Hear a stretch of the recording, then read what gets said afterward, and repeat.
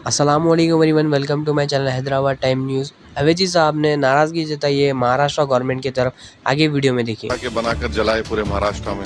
कुरान की जो आयतें हैं, जो वर्सेस हैं कुरान के, जो एक कपड़े पर लिखी जाती हैं, उसको आपने जलाया। चीजें मैं उसका कंडेम करता हूँ वायलेंस। औरंगजेब परिवार को लेकर देखिए, पिछले चंद हफ्तों से जो स्टेटमेंट्स महाराष्ट्र के सरकार के मिनिस्टर्स और चीफ मिनिस्टर तरफ से आ रहे हैं, उसको देखने की जरूरत है।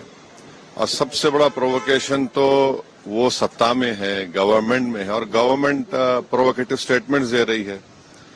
और बड़ा अफसोसनाक है, आप देख लीजिए पिछले 4-5 दिन पुराना स्टेटमेंट उठाकर देख लीजिए, तो ये वो खुद प्रोवोकेशन किए, और उनको इस बात की अपनी जिम्मेदारी का एहसास भी नहीं है कि वो मंत्री हैं, मुख्यमंत्री हैं।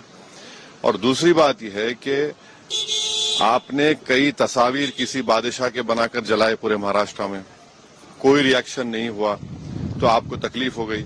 तो आपने क्या किया कि कुरान की जो आयतें हैं, जो वर्सेस हैं कुरान के, जो एक कपड़े पर लिखी जाती हैं, उसको आपने जलाया। और जब ये हरकत हो रही थी तो उसी वक्त जाकर मुकामी वहां के जो मुसलमान और हिंदू लोग थे, जाकर कंप्लेन की डीसीपी को कि इसको रुकवाइए। देखिए, ये जो कपड़ा है जिसपे कुरान करीम के आयतें लिखी हैं, वर्सेस लिखी है, मत करिए। जलाया गया, एक्शन नहीं लिए।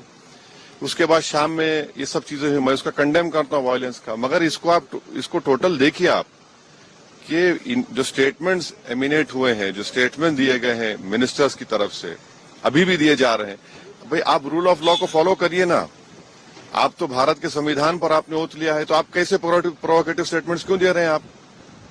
भाई मुझे किसी चीज कोई चीज पसंद नहीं है, आपको कोई चीज पसंद नहीं है, तो कोई भी अपनी नापसंद का इजहार कानून को हाथ में ले करेगा क्या?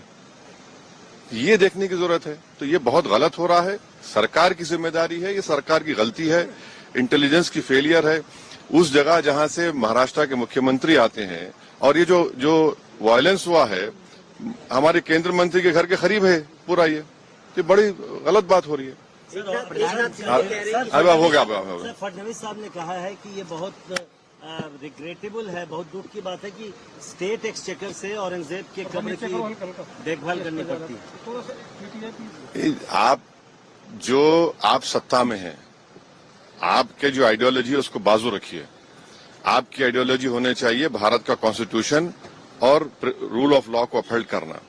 6 दिसंबर 1992 को क्या हुआ,